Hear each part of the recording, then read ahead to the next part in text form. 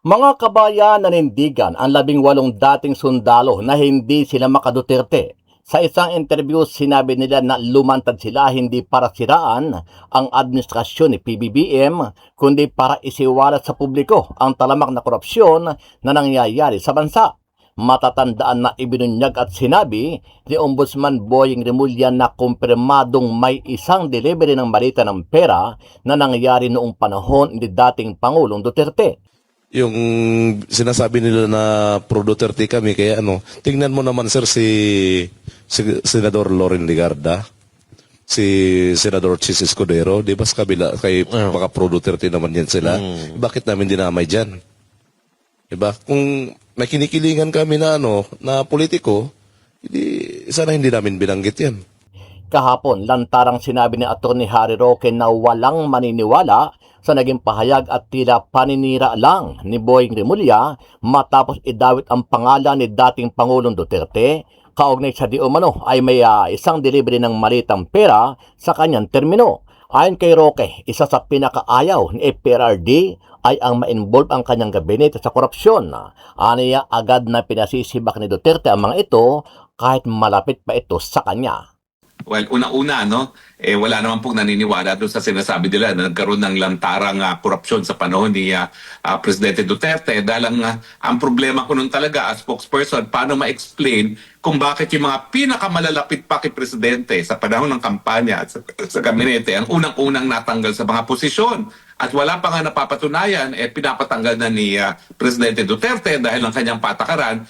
Even a whiff of corruption ay sapat para masibak sa pwesto ang isang opisyales sa gabinete ni Tatay Digong. Ano ang masasabi mo dito, kabayan? Sama-sama nating panoorin ang buong video at pakikomment niyo po ang inyong mga reaksyon at sariling opinyon. Attorney, regarding naman po dun sa comment na ni Boying Remulla, ni Ombudsman Boying Remulla, na meron daw nung nakaraan pa, so, noong time pa daw ni Pangulong Duterte, meron ng nahatira na maleta. Ano po masasabi niyo dito? Well, ang sigurado ko, bakit wala ako natanggap? So ako'y nasasaktan ng loob. Bakit hindi ako natakban? Hindi ako nakatanggap ng kahit anong maleta. Ako palaging nakasalang araw-araw na ginawa ng Diyos at akong ginigisa ng media dyan, dahil ako ngayon boses ng Administrasyong Duterte. Siguro siya nakatanggap. So, Boying, pahingi naman dyan, di ba? Huwag mo naman suluhin yan. Nakatanggap ka na pala dati. Lalong mas marami ka natanggap ngayon dahil talagang limpak-limpak ang mga na-deliver dito mga Marines na ito. Pero attorney, would you consider that na relevant yung kung nakatanggap ba ay noong panumpa ni Pangulong Duterte, may nangyayari na o ngayon?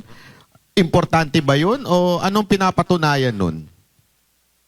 Lokohan nga po yan Kasi ang dapat natin tinitignan kung totoo nga ba yung sinabi ng mga Marines. At marami naman talagang bagay-bagay na po pwedeng ma-verify. Yung mga addresses, yung mga larawan, yung mga helicopter, mga eroplano. Yan ang dapat tignan.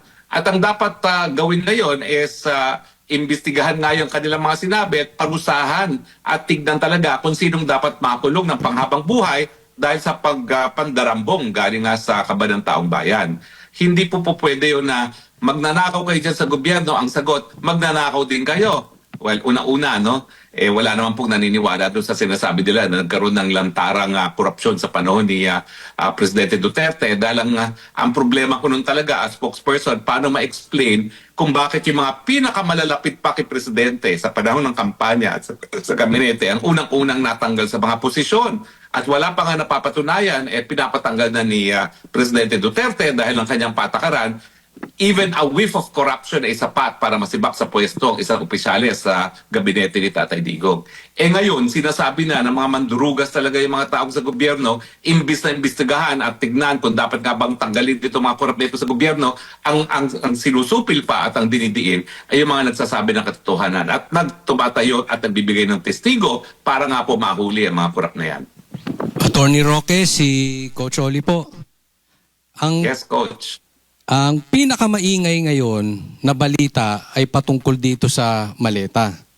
At nakikita natin yung sinabi ni Boying at itong ginawa ng NBI na si Director Matibag, ipaliwanag nyo, attorney, sa mga katulad kong hindi abogado, ito ba'y parang inaamin ni Boying na pwedeng magamit na meron talagang confirm na may bigayan ng maleta. Doon naman sa NBI, yung legality po na parang nag-iimbestiga sila ng non-crime.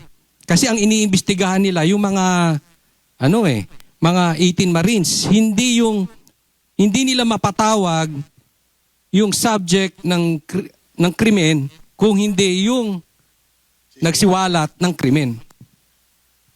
Well, tama ka dyan, Coach, no? Kasi parang sinasabi ni Boying Remulla, huwag kayong magreklamo na nagde-deliver ng maleta sa panahon ni Presidente Marcos dahil nagsimula yan sa panahon ni Presidente Duterte. Ako po ay pinasisinungalingan ko na nagkaroon ng kahit anong delivery sa maleta. Pero yung sa sinabi ni Ombudsman Remulla, parang inaamin niya, totoo, nagkakabigayan, nagkakaroon ng delivery ng maleta, pero nagsimula yan sa panahon ni Tatay Duterte, ni Tatay Digong. No? So kalokohan po yan dahil unang-una, hindi ko alam kung siya talaga ay naging kabahagi ng gobyerno nung panahon ni Tatay Digong dahil nung ako'y nasa Kongreso, 17 Congress, wala naman siya sa Kongreso noon. No? So hindi ko alam kung bakit may nalalaman siyang bigayan ng maleta na gaya ng sinasabi niya. Pero that is in effect po, talagang an indirect admission na may katotohanan itong lantarang korupsyon at pagdideliver ng mga mali-malitang mga basura sa administrasyon ni Duterte. Pagdating naman doon po sa 18 Marines, no, sila po ay nagpunta roon bilang mga testigo sa krimen ng plunder. Pero nangyayari, sila ngayon ang iniimbestigahan. Hindi ko alam kung anong krimen ang ipapataw nila o ikakaso nila laban dito sa mga Marines, pero pwede po yung incitement to sedition dahil napakababa naman ng ng parusa para labang sa perjury at ang sigurado ko, gusto nilang ikulong ng matagalan para mapatahimik yung mga Marino na yan. So yung mga testigo ngayon ang lumalabas, sila ang iniimbestigahan samantalang dapat yung mga tao na sinisiwalat nila na mga korap sa gobyerno ang dapat imbestigahan ng NBI.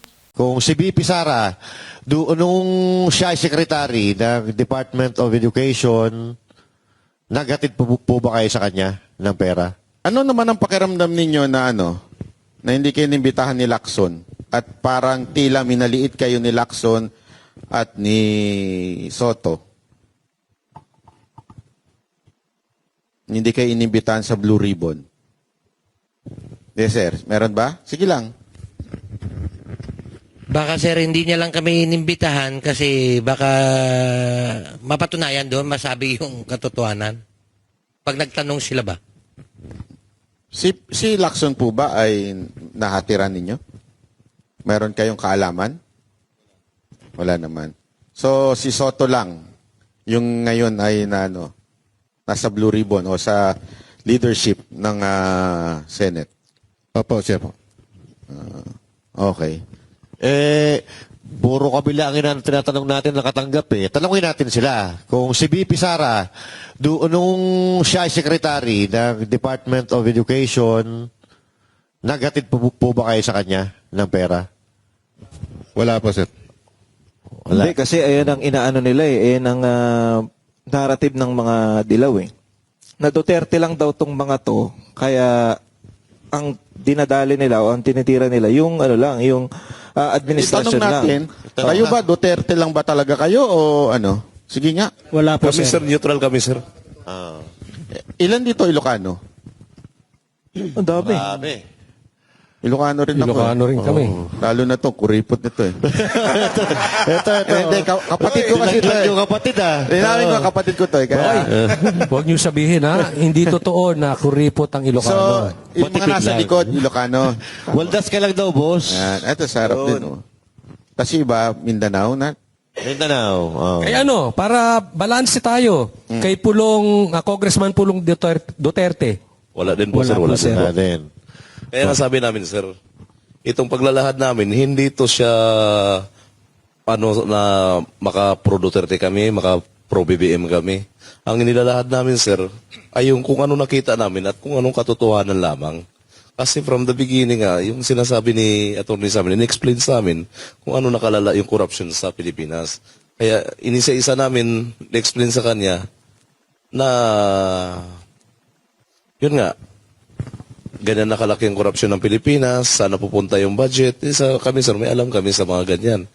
Kaya nabuo tong grupo namin na ito, na Brave 18, dahil sa desisyon namin na matulukan nga yung korupsyon sa Pilipinas. Tapos, ang ano dito sir, yung sinasabi nila na pro Duterte kami, kaya tingnan mo naman sir si Senador Loren Legarda, si Senador Chis Escudero, di ba sa kabila, kay mga pro Duterte naman yan sila.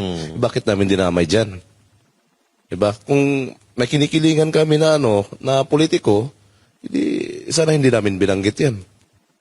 Pero bakit sa kabila nitong matitibay ng mga aligasyon ninyo, bakit sa tingin nyo may mga politiko na pinagtatakpan pa rin at baliktarin kayo? Gusto kayong baliktarin? Dahil gusto nila, sir, na ipagpatuloy yung ginagawa nilang mali. Na sana yung budget na para sa taong bayan, ibubulsa nila o gagamitin nila sa kasamaan. Kaya nga, desisyon namin lumabas talaga, sir, para matulukan talaga tong korupsyon sa bansang Pilipinas po.